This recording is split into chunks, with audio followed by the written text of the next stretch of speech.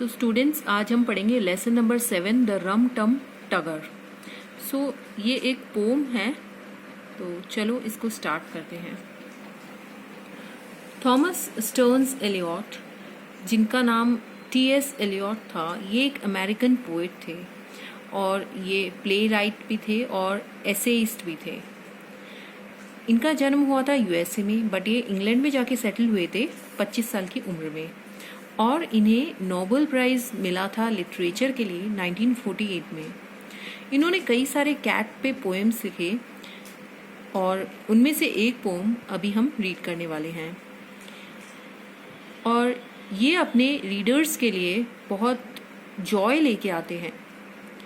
And सबसे पहले ये पब्लिश हुआ था 1939 में in the Old Possum's Book of Practical Cats. अब यहाँ पे एक कैट है जिसका नाम है रम टम टगर। तो रम टम टगर, जैसे कि आप फोटो में देख सकते हैं, ये एक क्यूरियस कैट है। ये रैट है, ये फोटो जो है ये कैट की है, और ये रम टम टगर है कैट का नाम। अगर आप उसको पीजेंट मीन्स एक लार्ज बर्ड जिसकी एक लंबी टेल होती है, एंड इसका जो मेल होता है पीजेंट का, ये ब्राइटली कलर्ड होता है। अगर आप उसको वो ऑफर करोगे तो he would rather have crows. Crows एक बर्ड होती है जिसकी बॉडी बहुत फैट होती है और उसके जो फेदर्स होते हैं वो उसके पैरों पे होते हैं।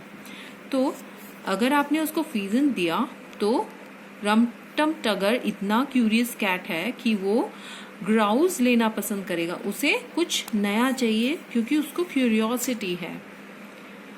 If you put him in a house he would much prefer a flat. अगर उसको घर में रख देंगे तो वो घर में नहीं रहना चाहेगा, उसको क्या चाहिए, उसको फ्लैट चाहिए, बिकॉज ही इज क्यूरियस और उसको नई चीज डिस्कवर करनी है।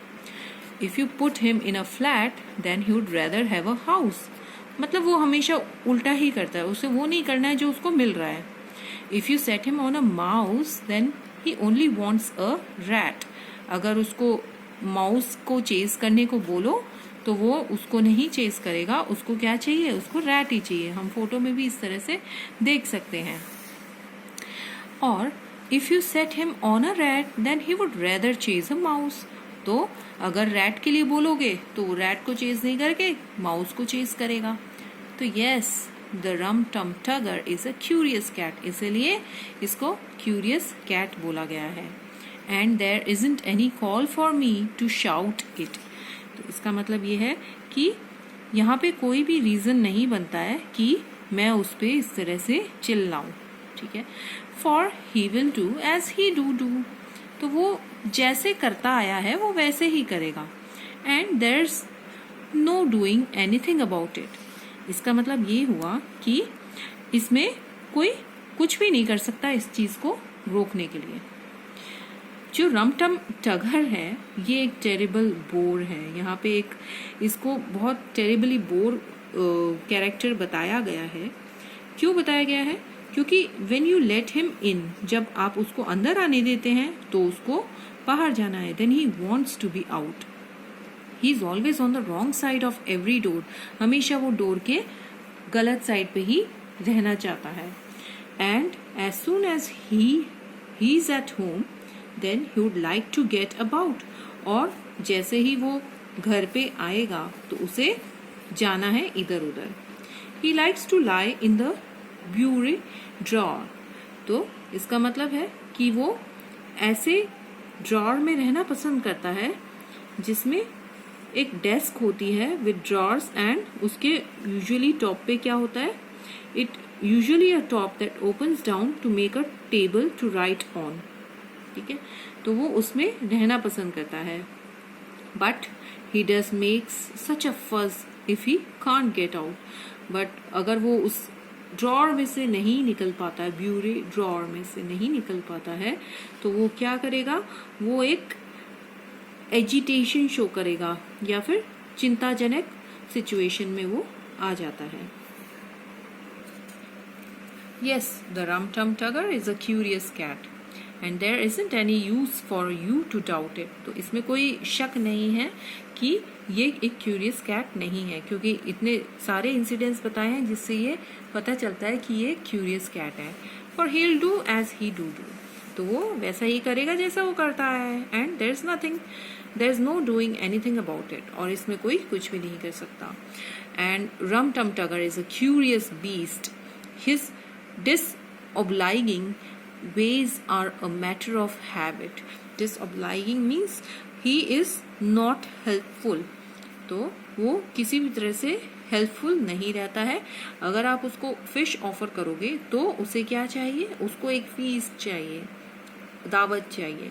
And when there isn't any fish, और कभी कोई फिश मिलती नहीं है, तो वो रैबिट नहीं खाएगा. अगर आप उसको ऑफर करते हो क्रीम, तो वो क्या करेगा, उसको ही स्निफ्स एंड स्नीयर्स, वो उसको सूंघेगा.